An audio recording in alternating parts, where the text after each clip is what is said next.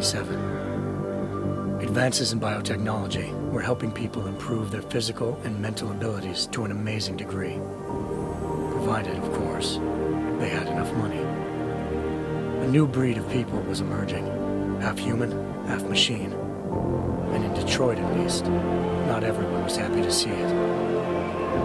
I'd just landed a job as head of security at Sarif Industries, a cutting-edge biotech firm. David Sarif himself handpicked me for the job, said he needed me to keep his people safe. My ex, Megan Reed, was one of them. Brilliant neuroscientist, Megan had found a way to make augmentation safe and affordable for everyone. All she had to do was present her research to Congress. But the night before her big meeting, my security measures failed. A team of Black Op mercenaries stormed into Sarif headquarters, massacring everyone in sight. 3 of the mercs were heavily augmented walking tanks. Their mission? Take out Megan and her team. I tried to stop them, but their leader tossed me through a plate glass wall. Last thing I heard as his bullets slammed into my brain was Megan's dying scream. I should have died with her. Only I didn't. High-end military-grade enhancements saved my life. The best augmentation Sarif's money could buy. It took me half a year to get a feel for her. Should have taken longer. But 6 months into my recovery, Sarif Industries was attacked again. This time, by a radical group of pro-human purists. Violent, militant, and fanatically opposed to human augmentation. They claimed to be members of Humanity Front, a non-profit organization that wanted the UN to limit biotechnology research. The thugs broke into Sarif's factory and found machinists working overtime on a top-secret military augment called the Typhoon. Sarif sent me to retrieve it, and when I did, I found one of the so-called purists next to it, wired with cerebral implants, trying to download its classified specs. Obviously, something more was going on. The Aug killed himself before I could question him. Sarif ordered me to dig deeper, so with the help of Frank Pritchard, Sarif's head of cybersecurity, I did. Turns out a second hacker had been controlling the Aug's actions from somewhere off-site. Pritchard and I tracked his signal to a secret FEMA internment camp in Detroit. The Black Op mercenaries were there. The same mercs who'd left me for dead 6 months before. Figured they'd try again when they saw me. It wasn't so easy for them this time. I took out the tank named Barrett, even got him to give me a new lead. A penthouse apartment in China. Of course, we both knew it would be a trap in the end.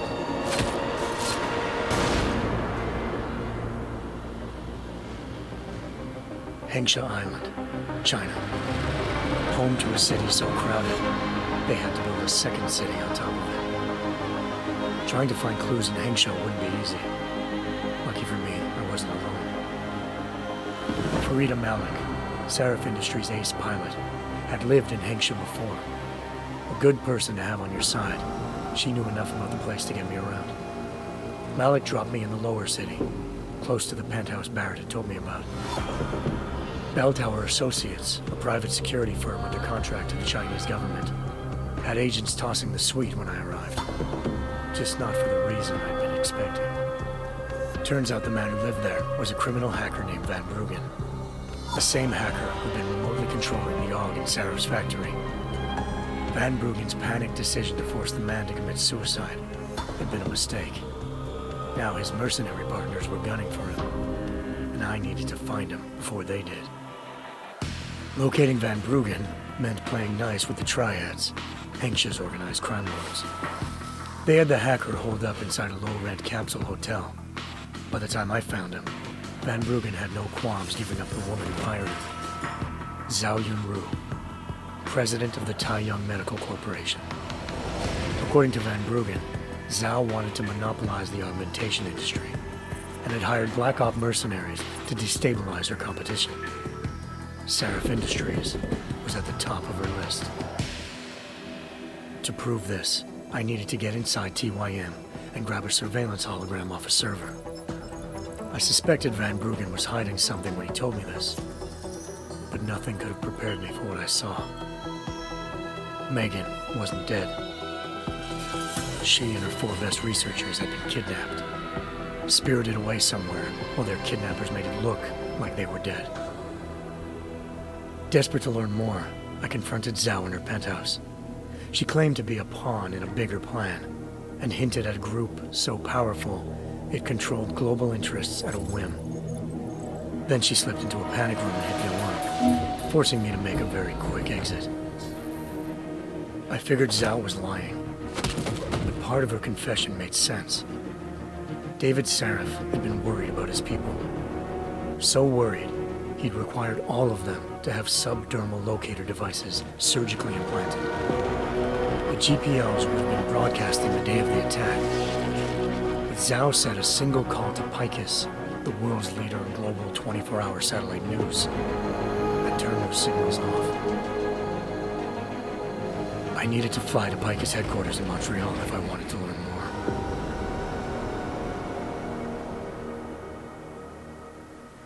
Eliza Cassan, Picus Communications' First Lady of News. Malik thought I was reaching when I told her Eliza was involved in this. The world's most famous news anchor, working with a mercenary hit squad.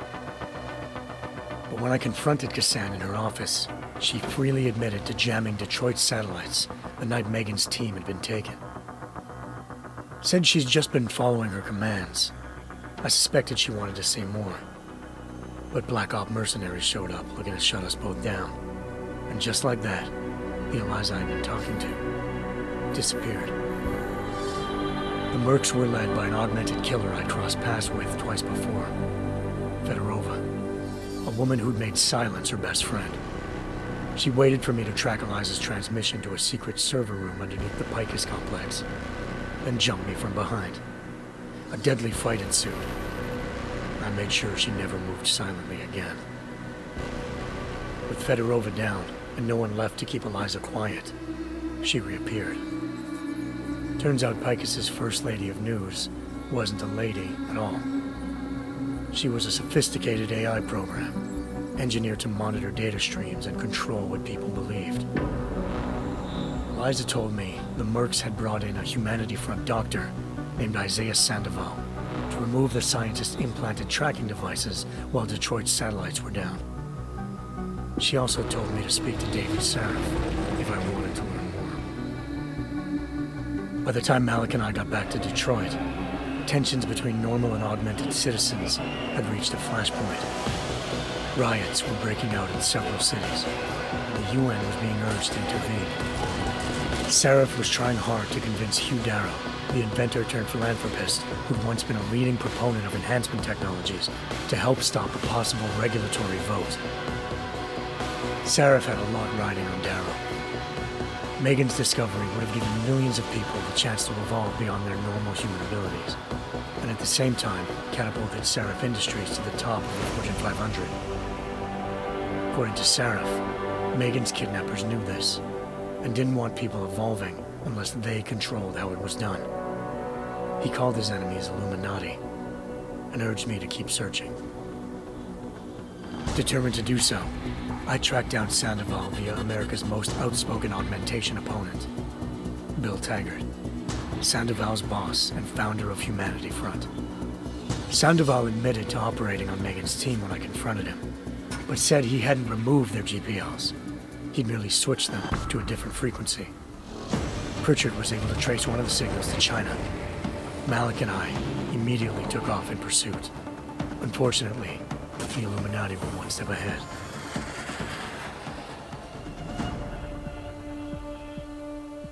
Ambushed. Shot out of the sky by Bell Tower Associates, seconds after entering Hengsha's airspace. Malik's piloting skills saved me. After a tense and bitter struggle, I escaped into Lower Hengsha. The tracking signal I was following led straight to the Triads, or more specifically, to the augmented arm of Tong Si-hung, leader of a gang of augmentation harvesters. Tong said they'd taken the arm off a corpse, which Bell Tower had left at their door, meaning at least one of Sarif's scientists was dead. Maybe not the rest of them, though. Tong pointed me to a port used for human trafficking and helped me slip aboard a bell tower ship. It was sailing to Rifleman Bank Station, a military base in the South China Sea. Bell Tower was holding kidnapped civilians as prisoners there, and using them to perfect the Hyron Project, a human-computer interface that left most of its test subjects dead. My search for Megan would have ended then, if not for a mysterious ally named Quinn. In exchange for my help exposing Bell Tower, he slipped me aboard a second ship headed to Singapore and an Illuminati-run biotech facility called Omega Ranch.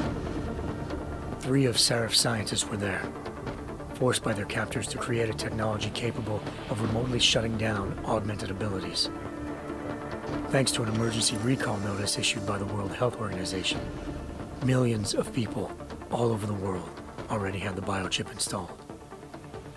With the help of the scientists, I tracked Megan to a private section of the ranch. There, I ran into Yaron Namir, the walking tank who'd put a bullet in my brain the first time we met. He'd teamed up with Zhao and was hoping to catch me off guard. But their little ambush didn't work. I found Megan in a suite belonging to Hugh Darrow, the billionaire philanthropist who'd Sarif had called on for help. Darrow had convinced her to go along with the biochip plan by promising to sabotage the tech. As she was explaining this, Darrow appeared in a global broadcast, telling the world that augmentations would be the death of mankind. Then he activated the biochips to prove his point. All over the world, augmented people flew into a killing frenzy. Darrow had betrayed everyone, and it was up to me to set things right. To do it, I had to reach Panchaea, a massive installation in the Arctic Ocean. As I raced through corridors built by an all-augmented workforce, I saw death and destruction firsthand. By the time I shut down Darrow's broadcast, I knew the damage he'd done. Still, humanity's future remained unclear. How would the world react to this sabotage? Would people ever regain their faith in augmentations again? What would be the Illuminati's next move? Only time could give us the answers.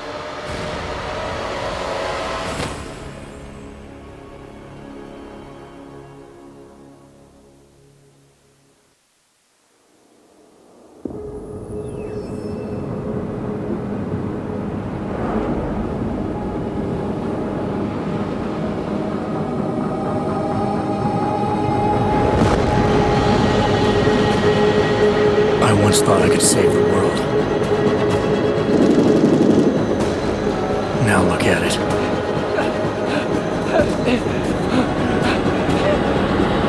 In yet another augmented terror attack, 251 passengers aboard Sister Airlines Flight 451 were killed when an augmented passenger broke into the plane's cockpit and ruthlessly butchered its flight crew.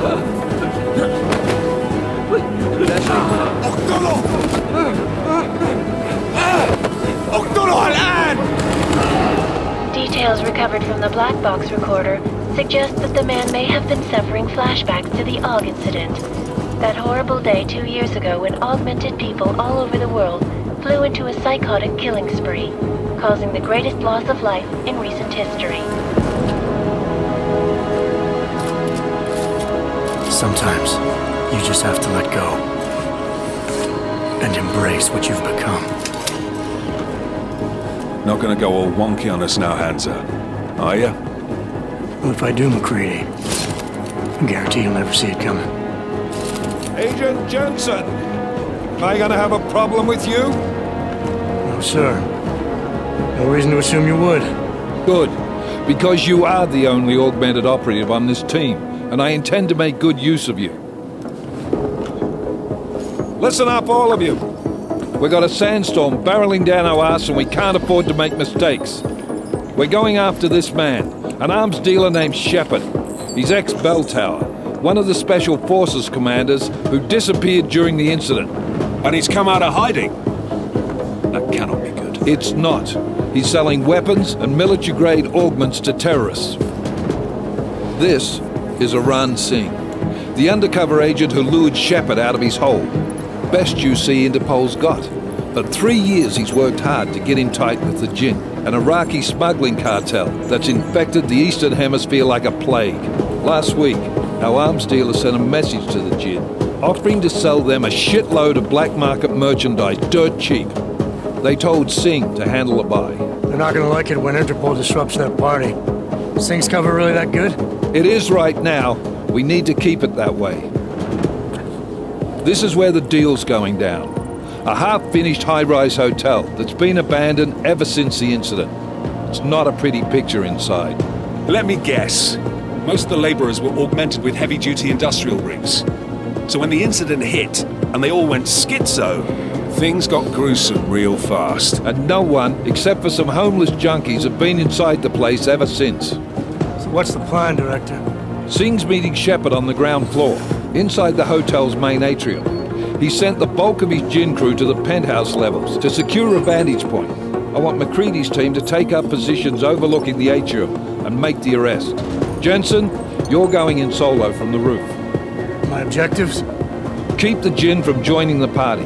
As far as we can tell, only one route connects the atrium to the penthouse level, a halfway decent elevator shaft. Here. I want you to block access to it.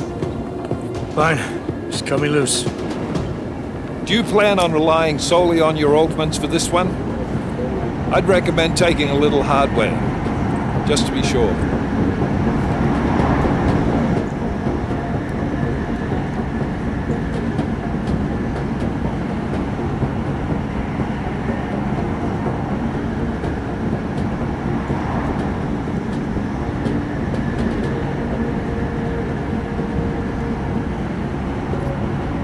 I'm not leaving my 6 exposed. Give me something lethal. Your call, but Singh's undercover in all this. So watch your fucking sights. What about range? There's lots of wide spaces and high ceilings in there, but a number of tight and constrained rooms too. So it's a crapshoot, really.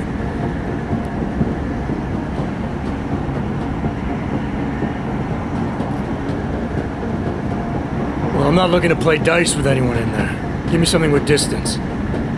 Your call. Less chance of being seen and compromising Singh that way.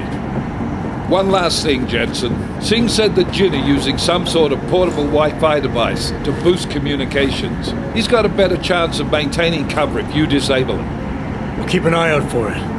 But aren't we on the clock here? You said there's a sandstorm moving in. There is, and we got the intel on this mission at the very last minute, so we're scrambling a little. If it comes to it, your number one priority is keeping the Jinn out of that atrium. Copy that. Time to put away your heavy thoughts, gentlemen. We're approaching the target building. You're up first, Jensen. Let's do this. Task Force Actual. This is Knife Leader. Engage Hush drives and descend to Angels 1-5.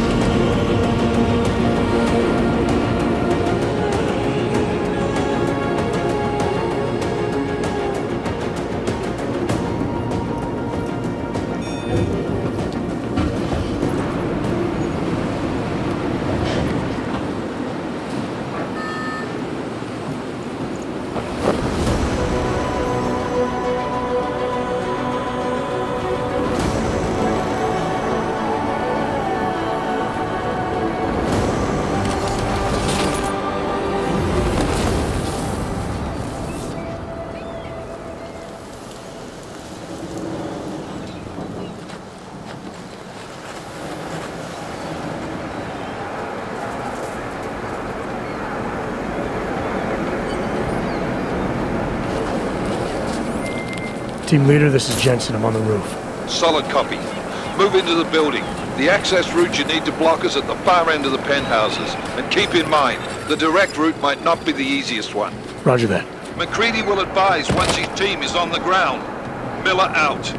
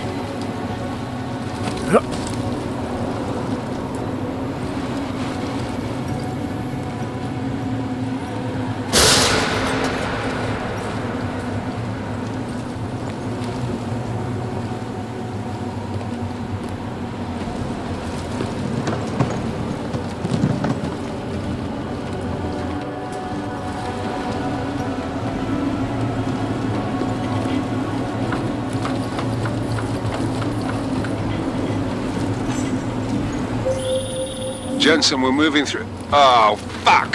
What's wrong? The Gen have got a few Jennies up and running. Gonna have to hack keypads. You should enjoy it, McCready. They have colors and shapes. Just remember, red means bad. Fuck you.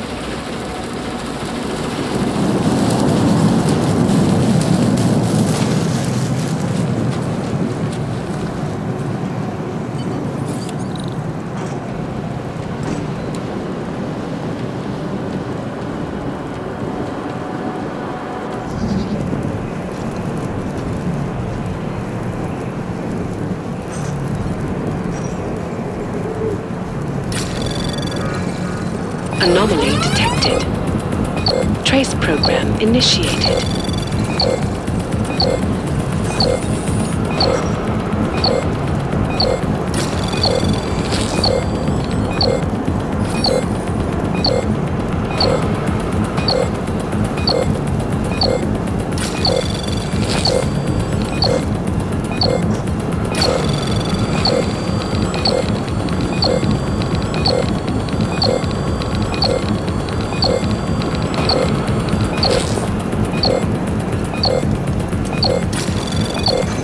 Access denied.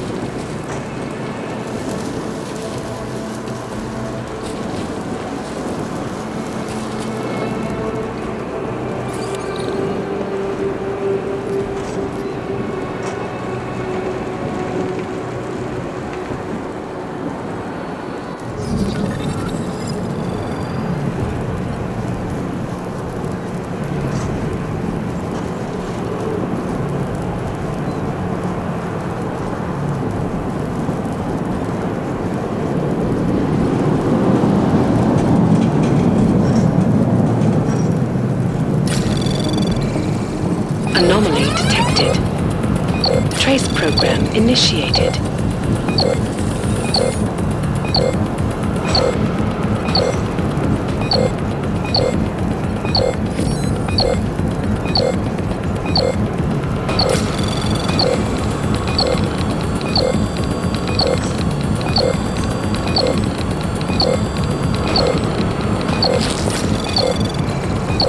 Access granted.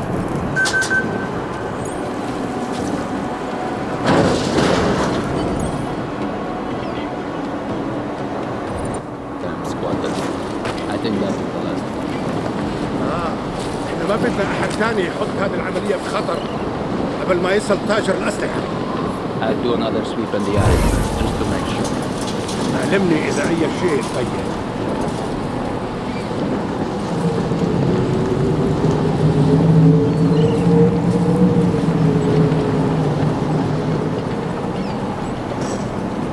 هذه المنطقة آمنة.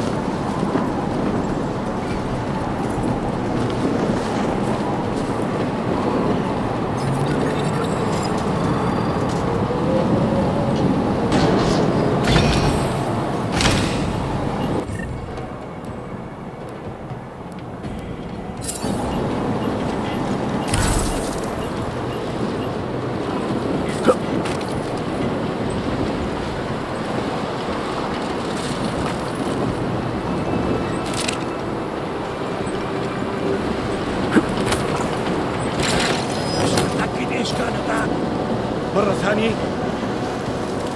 أنت متأكد هذه المرة؟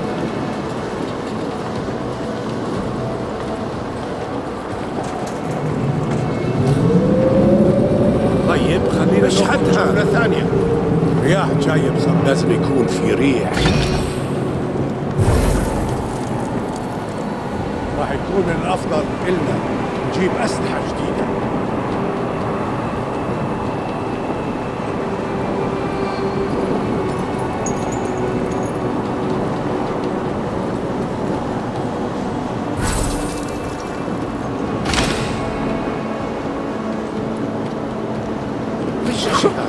ايش كان هذا؟ ايش الحين؟ اسمع مصيبة. اخرس. اسمع مرة ثانية. انت متأكد هذه المرة؟ شيء؟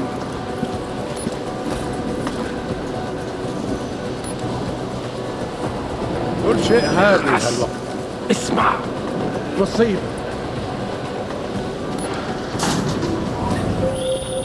Jensen, Mac, listen up. Doppler shows that sandstorm's moving in fast. It's big, and it's gonna hit us hard. God, I hate the fucking desert. Confirm visual? I can. Time is not on our side. Copy that. Solid copy.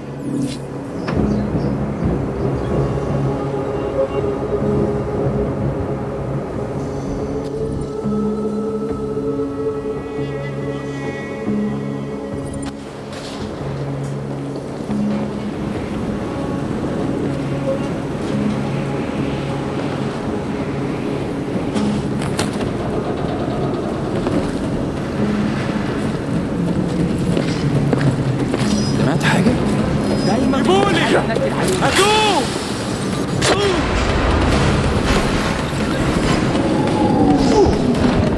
يا دي مصيبة.